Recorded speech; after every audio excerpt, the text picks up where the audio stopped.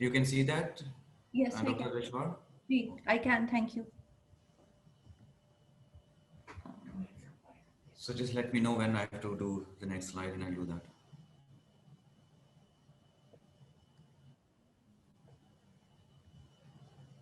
So this is going to be difficult if you're going to be changing the slides. Yeah, I think you have co-host. You were आपको made a को host co-host. हैं, आप कर सकती हैं doctor दुर्गे शवाल, जी, okay. आप I try आप to. कर सकती Because otherwise, आप yeah, you can control it then.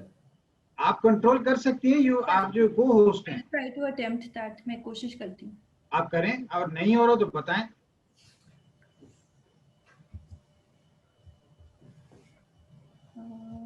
ये करना है.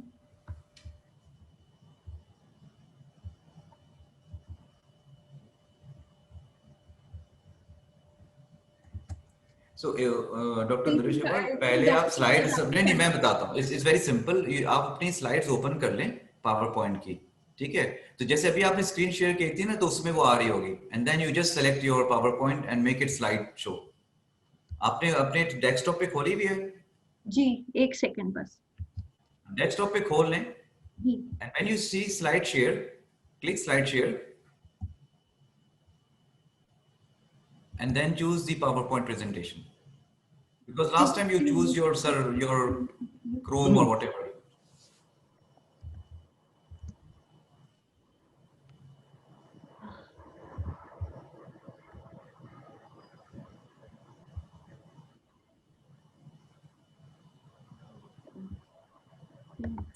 What was the whole point of this?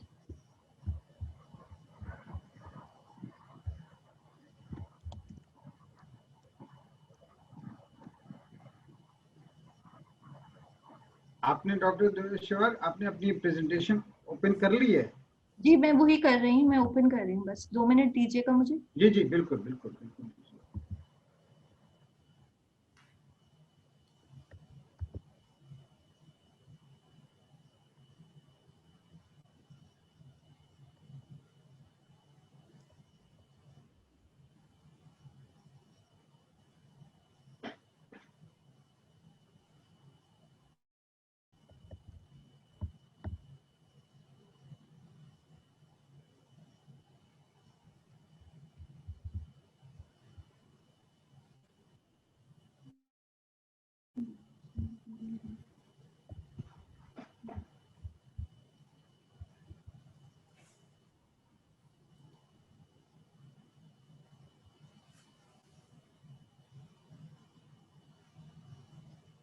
Any burning questions you can put in the chat box, which I can answer while we're putting up the presentation.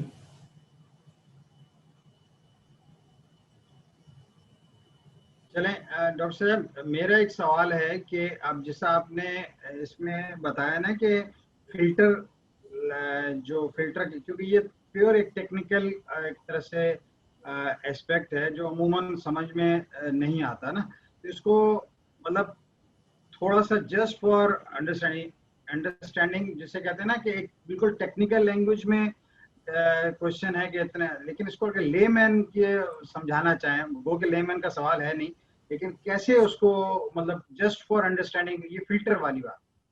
अच्छा देखिए, इसमें याद कर लें कि लोअर फ्रीक्वेंसी फिल्टर जो है ना 1 पे सेट हो और अपर 70 पे हो. अब उसकी क्या रीजन है? क्योंकि जो हमें ब्रेन वेव्स देखनी होती है ईजी में 1 to 70 हर्ट्ज की होती है. बड़ा कॉमन अंडरस्टैंडिंग, एक ये कॉन्सेप्ट बन गया, ठीक है?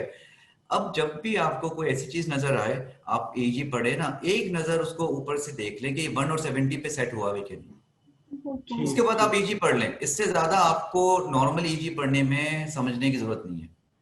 अच्छा, अब क्या है कि अगर आपको मुझे कोई स्पाइक्स नजर आ रही हैं और स्पाइक्स नजर आ रही, जब भी एक बात बताऊं, देखिए जब भी आप ईजी देखें ना, जो बहुत साफ सुथरा नजर आ रहा है, उस बहुत ही क्लीन साफ सुथरा है, टेक्नोलॉजी को आपका दिल चाहता है क्या थपकी दे उसके कंधे पे, क्या जबरदस्त काम किया है, फौरन पहले फिल्टर चेक कर लें.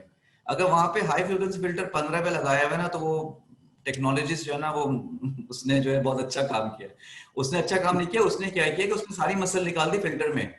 और वो जो मसल का जब मसला होता है कि muscle is a fast activity ना, इट्स नॉन सेरेब्रल एक्टिविटी. वो जब आप उसको निकालते हैं तो वो थोड़ी स्लो हो जाती है. जब वो थोड़ी स्लो हो जाती है तो वो स्पाइक की तरह लगने लगती है.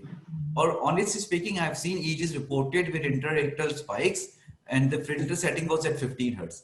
अच्छा, हो सकता है spikes हो, मैं ये नहीं कह रहा हूँ, but you have to confirm by putting it back to 70 कि ये मसल तो नहीं था जो कि स्पाइक लग रहा था. तो अगर ये एक कॉन्सेप्ट आप समझ लें फिल्टर्स की जो एप्लीकेशन है उसमें रूटीन ईईजी पढ़ने में, I think that would be enough to take home. Yes, ठीक है. thank you. अच्छा, एक क्वेश्चन आया है सैयद इमरान साहब से, सैयद अहमद इमरान, ये जो है वो what's the importance of impedance measurement. देखिए, अगर इंपीडेंस जो है ना, जैसे मैंने शुरू में बोला था, अगर इंपीडेंस आपके पास मशीन होती है, बटन दबाते हैं सारे चैनल्स में आ जाती है, तो उनको करीब करीब रखें.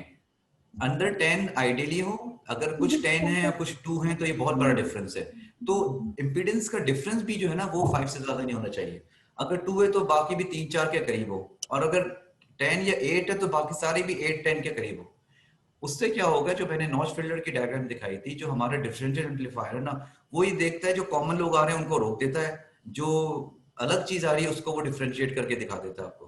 तो इफ दैट फिल्टर के अंदर एक तरफ ज्यादा 60 हर्ट्ज आ रहा है तो ज्यादा आर्टिफैक्ट आएगा.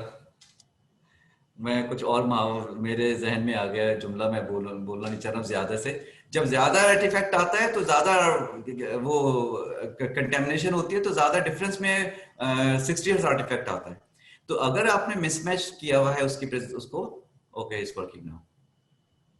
So that is important for filter for electrode impedance.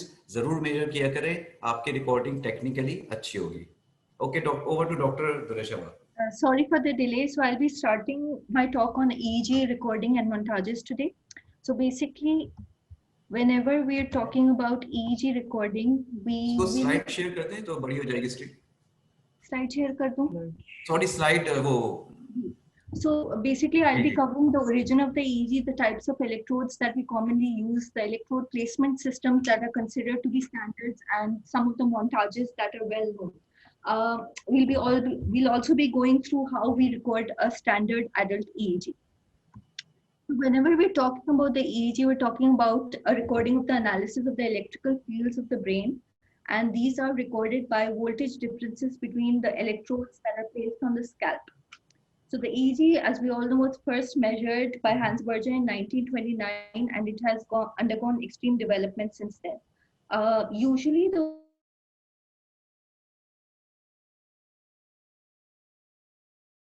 synaptic potentials from the deeper layers of the cortex. So basically the potentials that arise from the apical dendrites of the pyramidal cells in the cortex are then modified by subcortical structures, including the thalamus and the reticular activating system, and that is depicted through channels of the EEG. So this is just a picture showing that the dendrites exist as dipoles, so they have a negative end and a positive end, but only one part of the electrical activity will be recorded through the scalp EEG. These dendritic generators are usually vertically oriented, and therefore create a dipole. A scalp electrode usually records 6 meters square of the cortex when it's completely activated and discharging synchronously, and around 100,000 neurons are supposedly discharging synchronously when we record a single EEG on the scalp. So this was a question that I thought is important, and I was asking the same question to my residents on rounds yesterday. So whenever we're doing serial EEGs, they actually increase the sensitivity of detecting epileptiform activity. So, so what would be the sensitivity after 3 consecutive EEGs? If you could poll in your answers.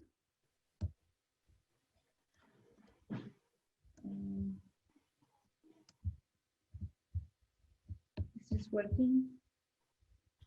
Can't really see someone. Dr. Siddharth, ye poll question, is it being shared, or should I just go on? Okay.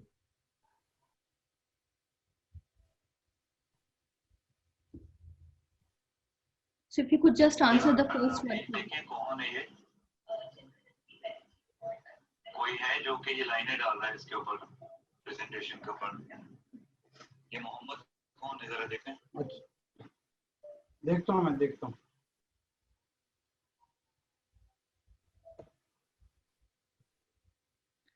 So I guess most of our attendees are pretty smart because the correct answer is A, 90%. So that basically means that whenever you have a patient that's coming with कौन है मोहम्मद जो line डाल रहा है presentation? a possible seizure, what you need to do is get a first EEG, and that if that comes out to be negative, then that does not mean the patient does not have epilepsy, and that is what we usually write in our reports as well.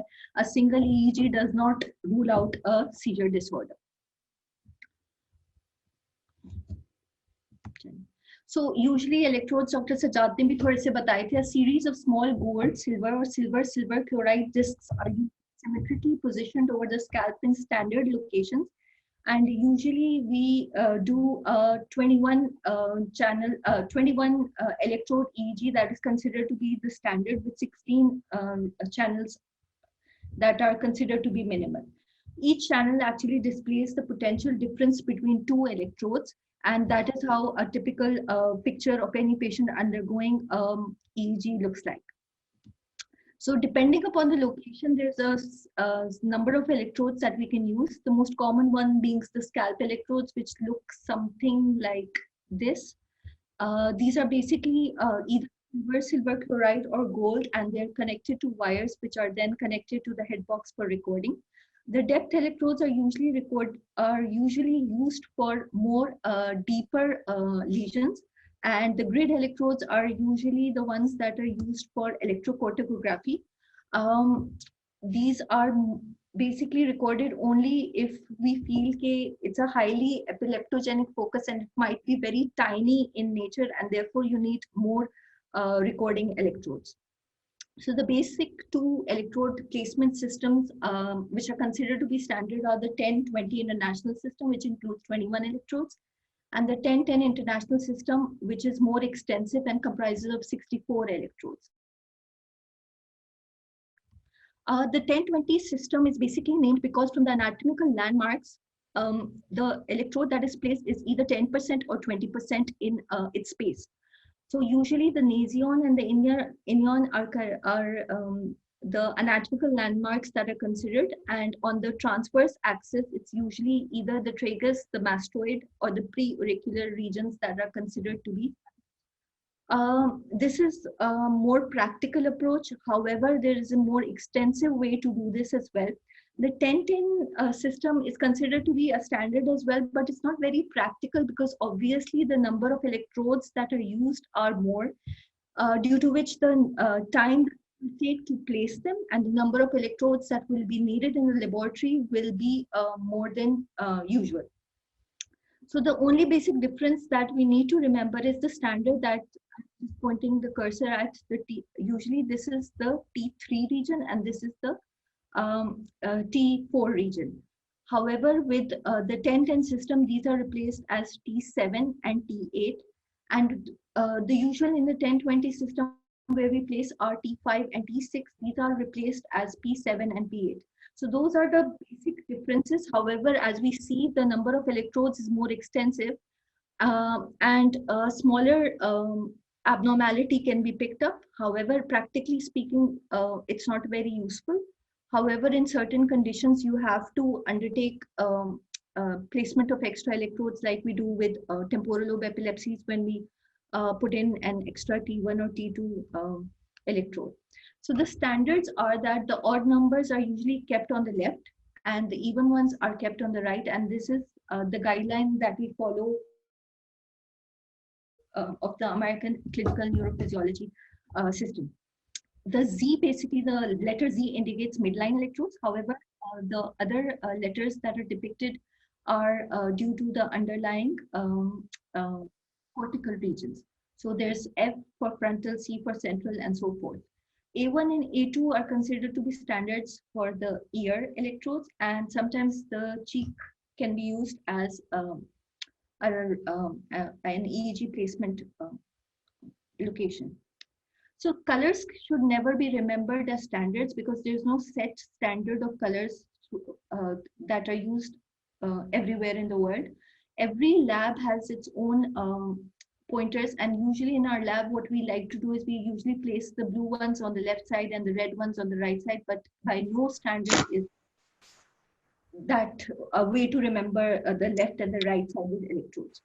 So going ahead on the montages. So montages are basically a very logical way to interconnect different electrode pairs. And this basically permits a comprehensive survey of the brain's electrical activity.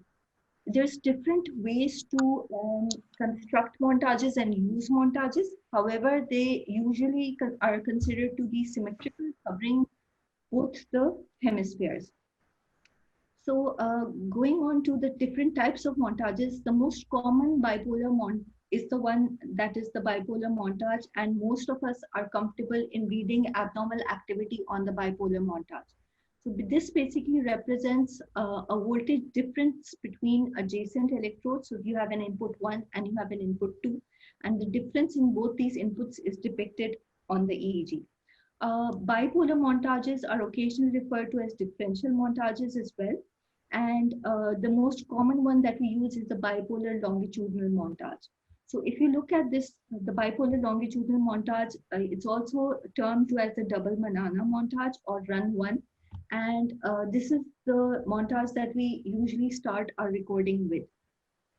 So if you look at this picture, you will see that the first channel that is depicted is FP1 and F3. So we start in the parasagittal regions. So we go from FP1 to F3, and then you go on to go to C3, P3, and O1. And therefore, usually the first 4 channels mean it's the parasagittal region that's being shown in this chain. So the first chain of electrodes is the parasagittal region, and the second chain is the parasagittal region again, but this time from the right side.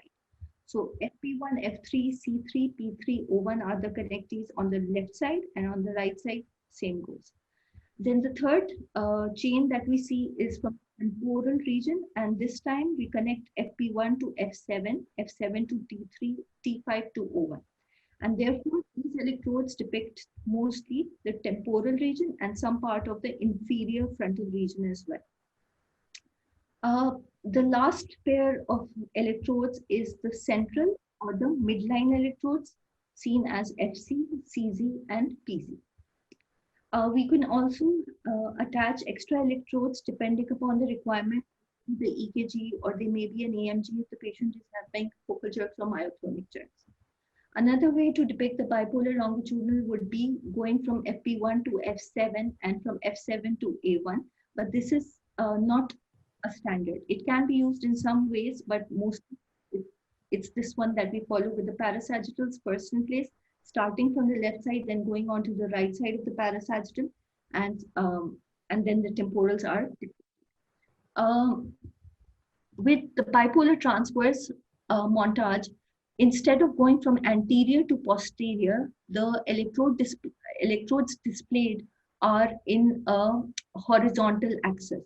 So now we're looking at a more coronal display of abnormalities, and there's certain situations in which the transverse montage would be, a better montage to look at the abnormality, because if the entire lesion is located somewhere here, then probably if you go from anterior to posterior, it wouldn't be a very convenient way to read the abnormality, and you might miss out on the electrode expression. And with the transfers, what happens is we go from F7 to FP1, FP1 to FP2, FP2 to F8, and then you go transversely from F7, F3, covering the anterior region and the posterior region pull down. And the central one can come in this in the midline, or they can be depicted at the end as well. The headband montage is usually used for occipital lesions, and this is where the end of chain phenomena usually can be bypassed. But headband montage is not the standard montage, but it can be used as an additional montage if required. And circumferential montage is something which is for the visual axis as well. And if you see, T5, O1, O1, O2 are the additional ways that these electrodes can be displayed. and therefore lesions that are at the posterior part can be displayed, and the phase reversal can be easier seen by this. But because the longitudinal, with the bipolar longitudinal montage, let me just go back. The abnormality would end here. So if there's something between O1 and O2, because of the end of chain phenomena, it won't be displayed very well on the bipolar longitudinal montage. But in cases of the circumferential montage, because the O1 is now connected directly to O2 instead of ending over here, instead of going from here to here and ending over here, we have a connection which is going from O1 to O2, and therefore a larger lesion at the occipital would be ideally picked up on the circumferential montage. A reverse hat band montage, same goes. Instead of going from anterior to posteriorly, you can go and look at the frontal region more precisely by a reverse hat montage. And again, this is something that you can build into your EEGs in your neurophysiology labs, but you can, sort of pick up an abnormality without a reverse hat band as well. Therefore, the main reason to understand montages is that there are certain standards that are set by the ACNS, and those consist of 3 basic montages. 2 of them have to be the bipolar longitudinal and the bipolar transverse. And then there can be an additional referential montage, which might just be an average montage or anything else, as we will be discussing. So a referential montage is the other montage that can be used. And in this, what happens is there is a single electrode that is compared to a reference point of interest. And the reference point of interest might be away from the expected site of lesion, or it might be just an average of all the surrounding electrodes. So one of the main drawbacks of referential montage is that the reference point cannot be completely neutral, because there might be an artifact that is present at a reference point which might contaminate the actual EEG recording, and therefore it's important to choose your references correctly. So for example, if you're looking at a referential montage, so this would be input 1 from FP1, but the reference point would be the same for all the electrodes. So if you're going through the parasagittal chain of electrodes, then FP1 would have the same reference if it's at the contralateral ear or if it's placed anywhere else. So it means that one electrode connected to the same reference. Electrode, different location connected to the same reference. And we look at examples. So in this case, if we're looking at the ipsilateral ear montage, all the electrodes are depicted individually as input 1. However, the input 2 is basically the reference, and this remains the same. And in this case, it's the ipsilateral ear that's serving as the reference. In the parasagittal montage on the right side, the FP2, F4, C4, P4, all these electrodes are connected to the ipsilateral ear, that is A2. And therefore, these montages wouldn't be very ideal to record something which would be located over here. So if you're recording something from the ipsilateral ear and it's very close to the temporal or the frontal or the inferior frontal regions, then the activity over the A2 would contaminate the entire foot. Therefore, the contralateral ear would be a more precise montage to choose. Exactly the same thing. Instead of FP1, the left-sided montages, the reference montage is now the right-sided ear. And for the right-sided, the reference is the contralateral ear, which is A1. CC montage is usually a montage that is never a good idea for depicting or picking up sleep. Because as we all know, sleep activity is more concentrated over the central region. And therefore, to pick up activity, you look elsewhere. But with activity which is more peripheral, you can choose CZ as a reference. And you can use CZ as a reference if the patient is awake. But if the patient is asleep, it would have a lot of impact. A1, A2 montages again are usually used for sleep, but these are not very commonly used montages. The average montage is a favorite of some consultants, because on the average montage, what you use to pick up the abnormality is the amplitude of the waveform. So anything that causes a lot of artifacts on one electrode should ideally be left out. As we all know, the blink reflex or the movement of the eyes is very common on the FP1 and the FP2 electrode, and therefore sometimes they are left out of the averaging reference montages.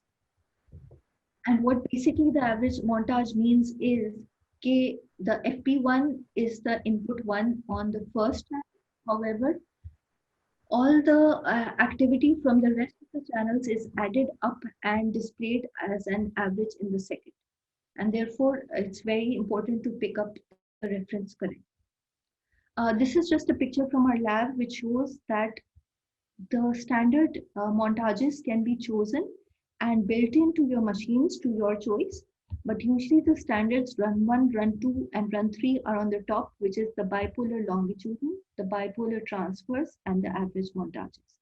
The rest of them you can work without, but some people prefer to look at, which is actually the standard, that to look at any abnormal activity in multiple montages before labeling it as abnormal. So the other montages that can be built up, there's this picture that usually comes up on the NK machine. You can choose your electrodes that can be displayed as a montage and then save it and use that. And we usually like to look at temporal abnormalities in the temporal montage or the parasagittal montage. Laplacian montages are not used very commonly because they're more localized, and therefore what happens is it's a broad lesion and it's showing multiple abnormalities in various regions. Laplacian montage wouldn't be the way to go. So for a localized lesion, when you want to pick it precisely with an average of all 4 electrodes surrounding it, then that would be the Laplacian montage. So it's like a smaller average montage. So this is just a question. If you guys could attempt to read through it, which of the following referential montages would be least helpful to evaluate changes in the temporal region? So I think I just gave you an answer on this if people were listening carefully.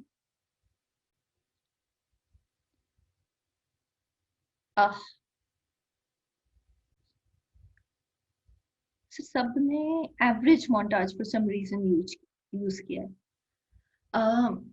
So the correct answer of this is basically the ipsilateral ear that I just asked. You don't need to answer the first question. We've already gone through that. The second the second question, basically, the correct answer would be the ipsilateral ear. And why is that? I just explained, if the focus is very close to the reference, you cannot pick up the abnormality well. So if you're picking something from the left temporal, ideally you should use the contralateral ear or the average or the CZ references, but the least helpful one would be the ipsilateral ear because it's very close to the temporal region.